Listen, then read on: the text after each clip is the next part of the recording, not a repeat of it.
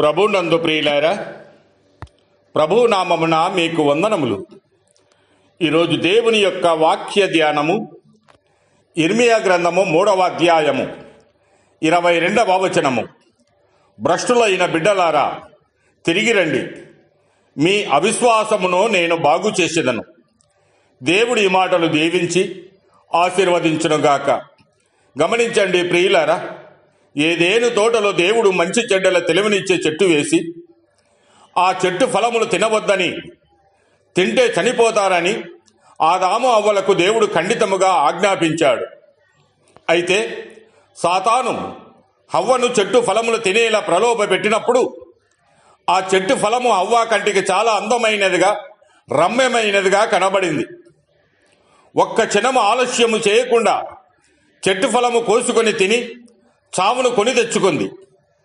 ఈ లోకాన్ని దేవుడే సృష్టించాడు. ఈ లోకము కూడా మన కంటికి చాలా అందముగా, రమ్యముగా ఉంటుంది. అందుకే యేసు ప్రభు ఈ లోకమునైనను లోకములో ఉన్న వాటినైనా ప్రేమింపకూడని సెలవిస్తూ ఉన్నాడు.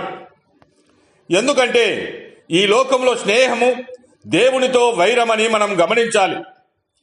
ఈ లోకములో జీవిస్తూ ఇంత అందమైన లోకాన్ని ప్రేమించకుండా ఉండడం సాధ్యమేనా? నిజమే.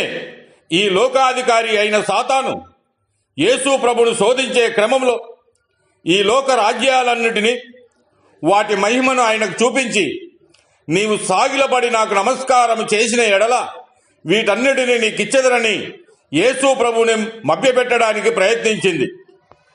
దేవుని కుమారుడైన యేసు ప్రభువుకే ఈ లోకాన్ని, దాని మహిమను చూపించినటువంటి సాతాను నీకు నాకు చూపించకుండా ఉంటుందా?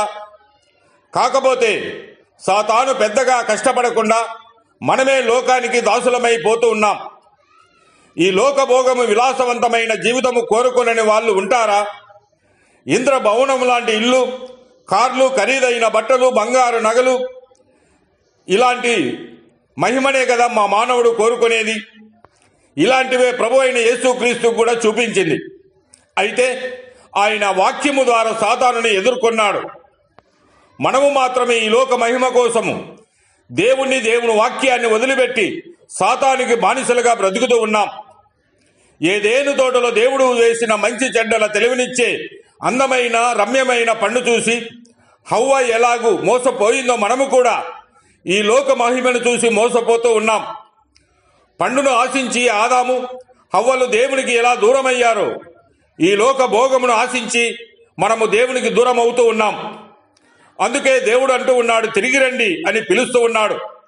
లోబడడం వల్లని ప్రజల వైపు దినమెల్ల నా చేతులు చాపుతున్నానని నీ కోసం ఎదురు చూస్తున్న దేవుని దగ్గరికి తిరిగి రావడానికి నువ్వు సిద్ధంగా ఉన్నావా? ఆలోచించుకొనుము.